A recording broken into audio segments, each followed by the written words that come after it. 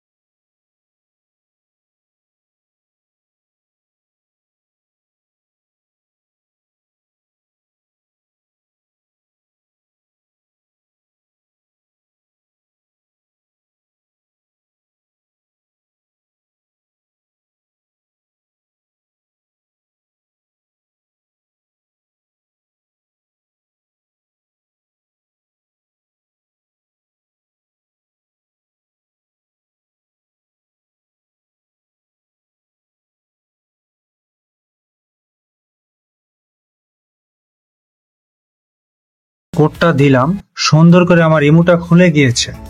আপনারা বিশ্বাস করবেন না, আমার কোডটা হচ্ছে 8171। আমি ফিনল্যান্ডের একটা নাম্বার দিয়ে ট্রাই করেছি রে ভাই, আমার ইমোটা খুলে গিয়েছে। তো এখন আপনারা এইভাবেই কিন্তু ট্রাই করতে পারেন আপনাদের ইমো অ্যাকাউন্ট। তো আসলে এই ধরনের ইমো অ্যাকাউন্ট খোলার মধ্যে সবচেয়ে সতর্কতার বিষয় হচ্ছে, আপনার যদি নিজস্ব পার্সোনাল ইমোর কোনো তথ্য আপনি আদান প্রদান করেন, তাহলে আমি আপনাদেরকে রিকমেন্ড করব আপনারা ভুলেও এই কাজটা করবেন না।